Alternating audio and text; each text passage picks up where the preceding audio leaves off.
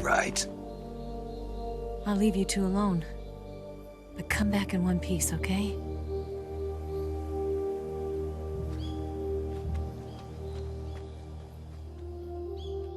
Promise me!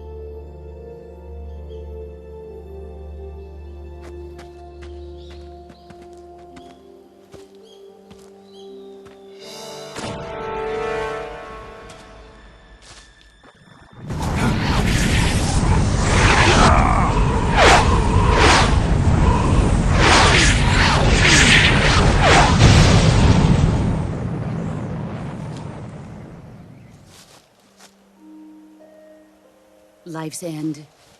Isn't it beautiful? It's almost tragic. When life ends, it gives off a final lingering aroma. Light is but a farewell gift from the darkness to those on their way to die. I've been waiting, Snake, for a long time. Waiting for your birth, your growth, and the finality of today. Boss. Why are you doing this? Why? To make the world one again. The world used to be whole. But with the end of the Second World War, the philosophers began to fight amongst themselves, and the world was torn apart. The Cobras, my comrades who trained and fought alongside me, were torn apart as well. The foibles of politics and the march of time can turn friends into enemies just as easily as the wind changes. Ridiculous, isn't it? Yesterday's ally becomes today's opposition. And this Cold War? Think back. When I was leading the Cobras, America and Russia were fighting together. Now, consider whether America and Russia will still be enemies in the 21st century. Somehow I doubt it. Enemies change along with the times, the flow of the ages, and we soldiers are forced to play along. I didn't raise you and shape you into the man you are today just so we could face each other in battle. A soldier's skills aren't meant to be used to hurt friends. So then what is an enemy? Is there such a thing as an absolute timeless enemy? There is no such thing, and never has been. And the reason is that our enemies are human beings like us. They can only be our enemies in relative terms. The world must be made whole again. The philosophers must be reunited. I will devote my skills to that purpose. And with the Colonel's money, I will achieve that end. Just as I once created the Cobras. They are my family. I may no longer be able to bear children, but I still have a family.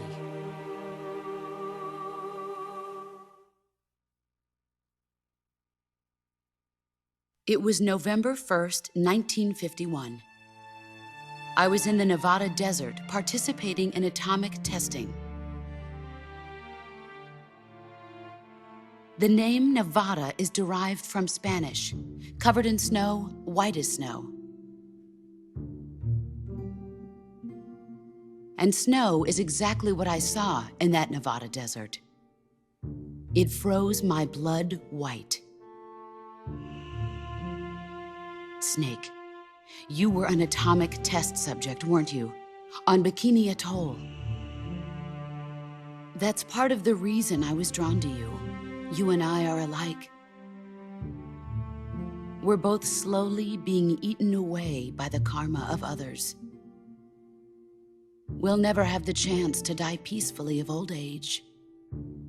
We have no tomorrow. But we can still have hope for the future.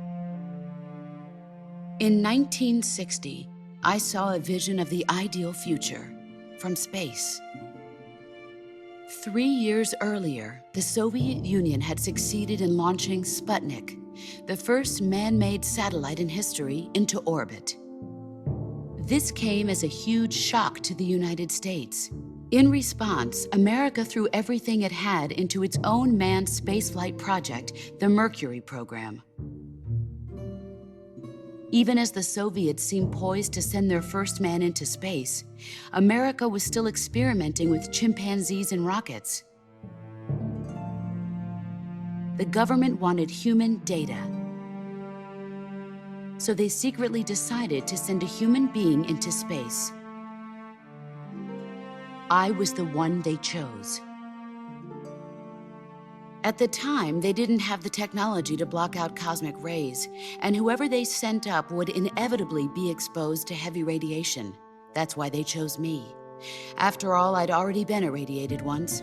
Of course, you won't find any of this in the history books. I could see the planet as it appeared from space. That's when it finally hit me. Space exploration is nothing but another game in the power struggle between the US and the USSR. Politics, economics, the arms race, they're all just arenas for meaningless competition. I'm sure you can see that, but the Earth itself has no boundaries. No East, no West, no Cold War. And the irony of it is, the United States and the Soviet Union are spending billions on their space programs and the missile race, only to arrive at the same conclusion. In the 21st century, everyone will be able to see that we are all just inhabitants of a little celestial body called Earth. A world without communism or capitalism, that is the world I wanted to see. But reality continued to betray me. In 1961, I was sent to Cuba, to Bahia de Cochinos. It was part of a CIA-sponsored invasion under the guise of taking Cuban exiles back to their country. But the US government betrayed them. Our weak-kneed president held back their air support. Defenseless, the exiles were annihilated by the Cuban army. All I could do was watch in silence. I was set up by the very country I'd sacrificed so much for, by the very government I dedicated my life to defending. I was driven from the surface world, and I went underground. Then, 2 years ago, I faced the Sorrow, my old comrade in battle. He was my friend. But one of us had to die. I was left with no choice. The Sorrow gave his life for me. There is no enmity between us. One must live, and one must die. That was the mission. The ones who gave me that mission were the philosophers. Early in the 20th century, the true holders of power in the United States, the Republic of China, and the newly formed Soviet Union gathered together in a secret meeting that would later be known as the Wiseman's Committee. The secret pact they formed there marked the beginning of the philosophers. But the last of the original members died in the 1930s. After that, the organization began to run out of control, and the Wiseman's Committee degenerated into a mere shell of its former self. The philosophers of today have no sense of good or evil. Their influence extends to countries and organizations involved in every aspect of every war. They have become war itself. That's how they operate. The sacrifices of war cause a shift in the times. This shift leads to renewed conflict, and in turn triggers the next war. Like a nuclear chain reaction, each conflict sparks countless others, forming an endless spiral that will continue on for eternity. Do you understand what I'm saying, Snake? By consuming me and you, the philosophers intend to keep that cycle going forever. It was my father who explained all of this to me. He was one of them. You see, I am the last remaining child of the philosophers. But after he revealed the truth, my father was killed by that same shapeless, formless organization. And my father isn't the only thing the philosophers have taken from me. In June of 1944, the Cobras and I took part in the landing at Normandy. We'd been given a top-secret mission to locate and destroy enemy V-2 rocket installations. I was pregnant at the time. The sorrow was the father. I gave birth on the field of battle. A beautiful baby boy. But my child was snatched away from me by the philosophers.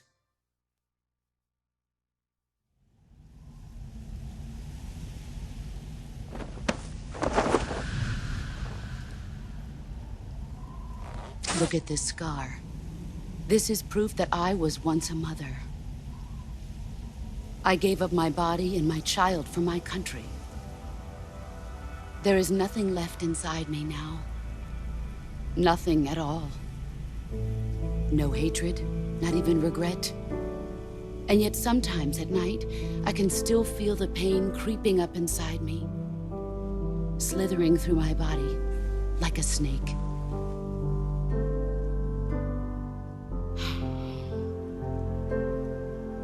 I've never talked this much about myself before.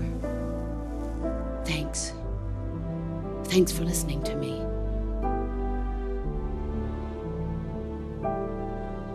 I feel content. Snake,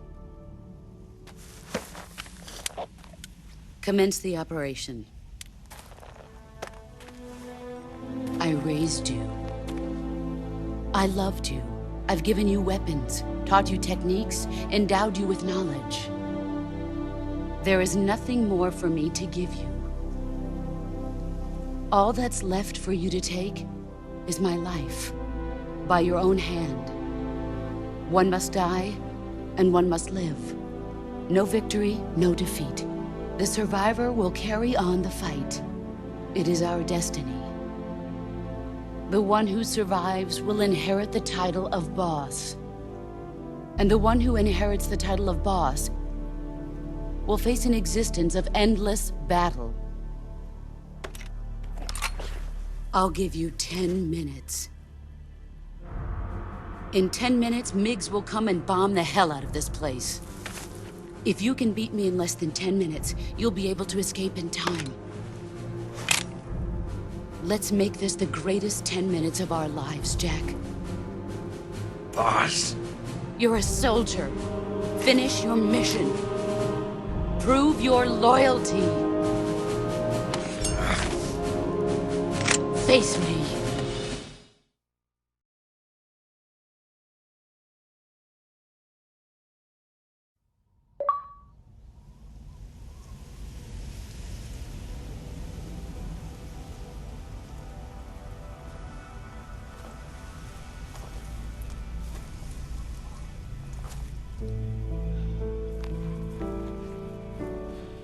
Take this.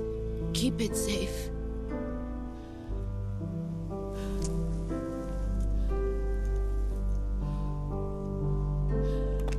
It's our only hope.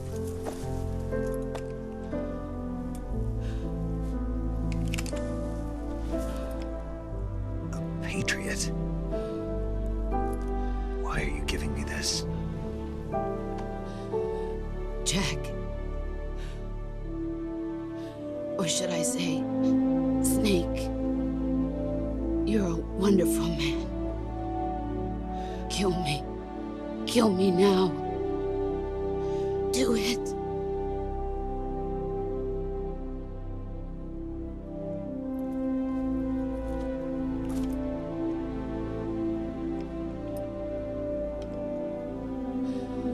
There's only room for one boss and one Snake.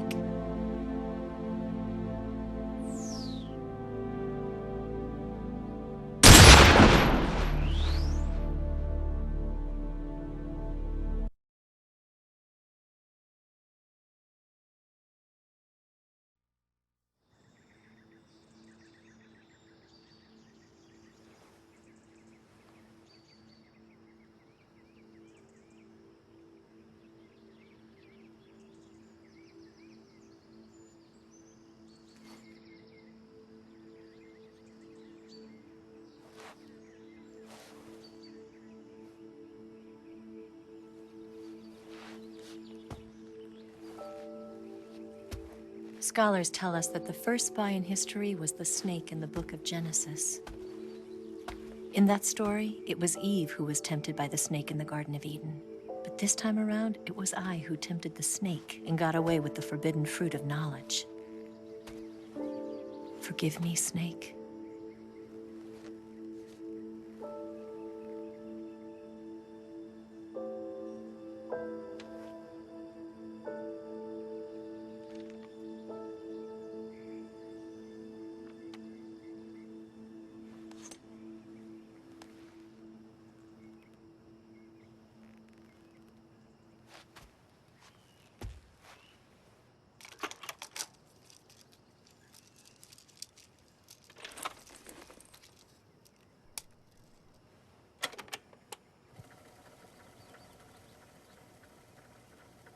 Good morning, Snake.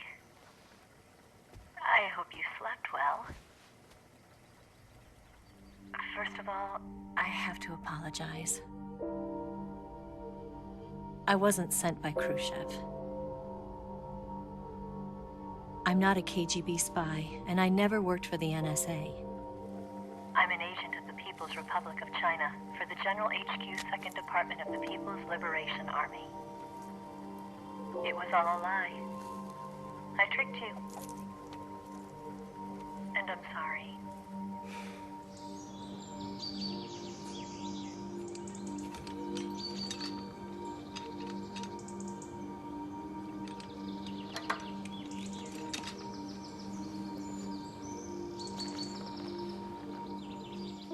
The philosophers still exist in China, too.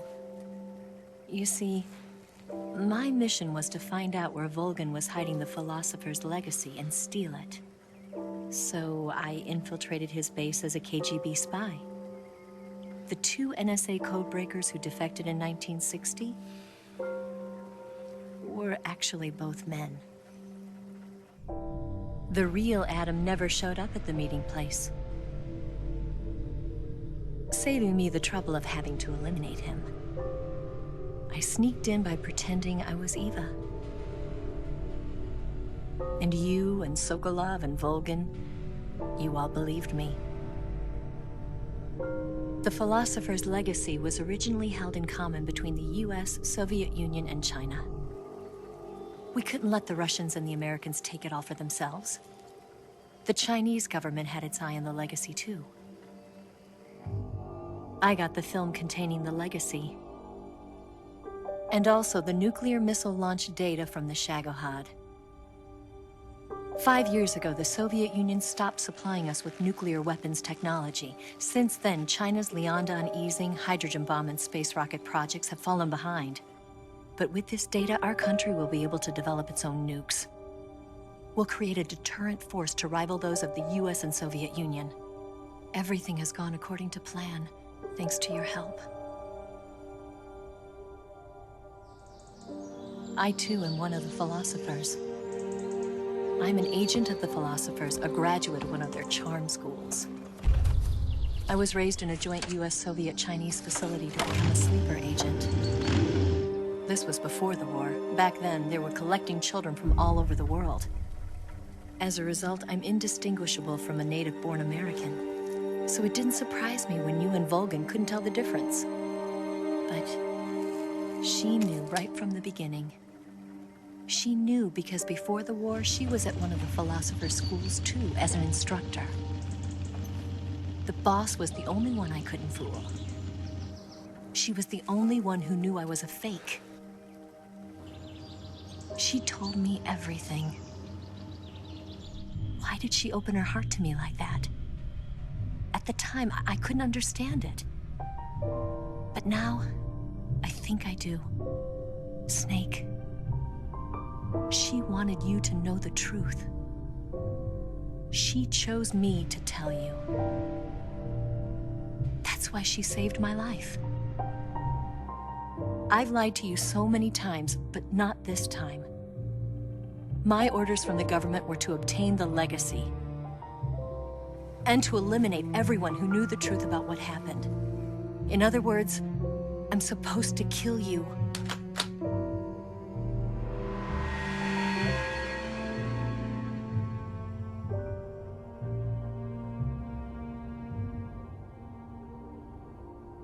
do it.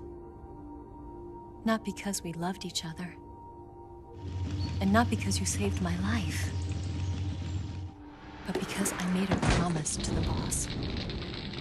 And I intend to keep it.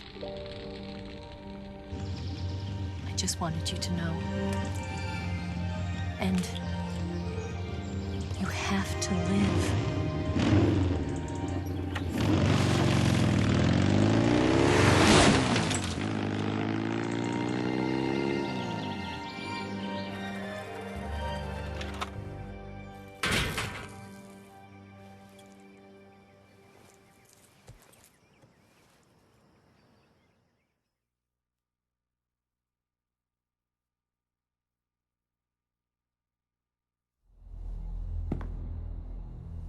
Snake, listen to me. She didn't betray the United States. No. Far from it. She was a hero who died for her country. She carried out her mission knowing full well what was going to happen. Self-sacrifice. Because that was her duty.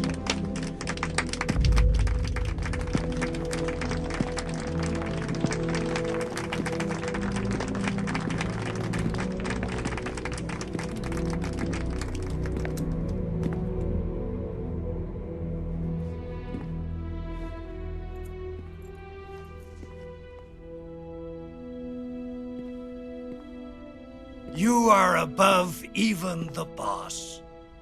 I hereby award you the title of Big Boss.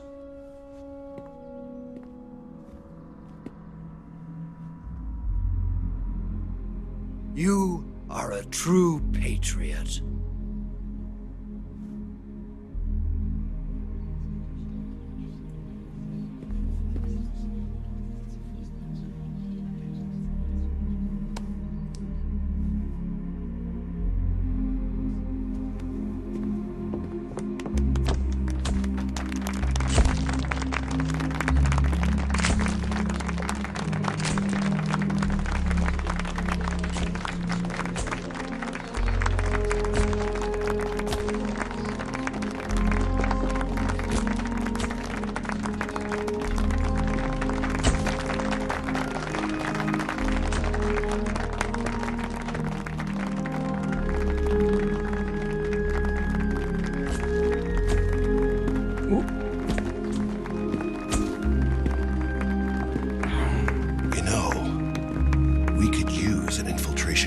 Fox in the army.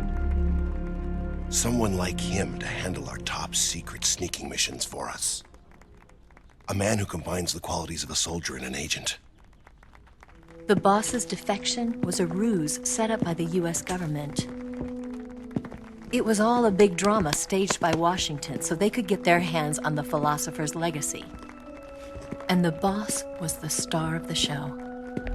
They planned it so that they could get the legacy that Colonel Volgin inherited and destroy the Shagohod at the same time. Only a legendary hero like the boss could have earned Volgin's trust. Finding out where the philosopher's legacy was hidden was to be her greatest mission. Everything was going according to plan. But then something happened that no one could have predicted. Colonel Volgin fired an American-made nuclear warhead at Sokolov's research facility. Khrushchev demanded that the US government provide proof that it wasn't involved. They couldn't just abort the operation to steal the legacy. So the operation itself was greatly expanded and revised. The authorities in Washington knew that in order to prove its innocence, they'd have to get rid of the boss. And that one of their own would have to do the job. The public couldn't be allowed to find out about it. Not ever.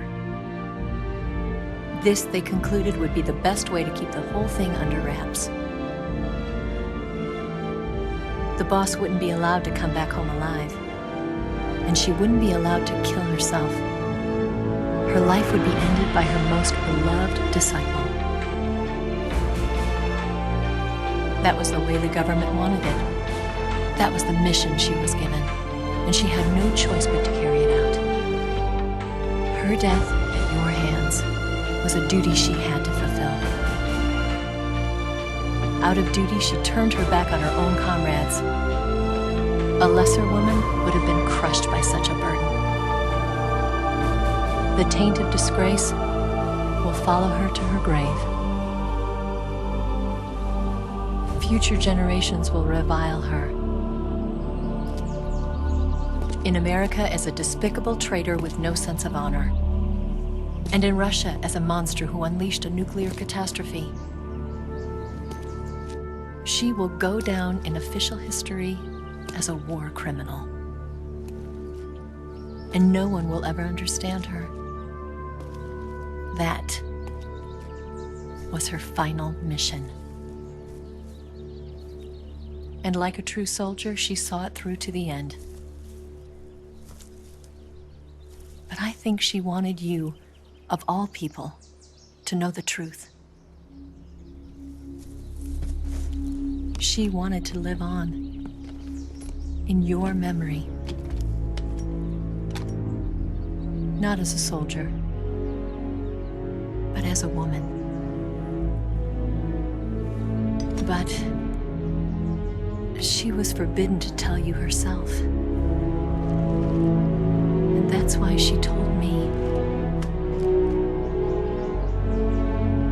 Snake,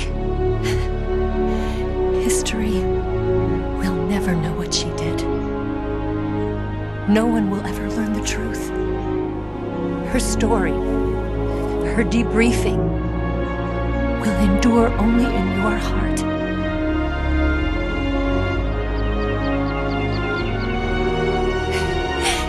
Everything she did for her country. She sacrificed her life and her honor for her native land.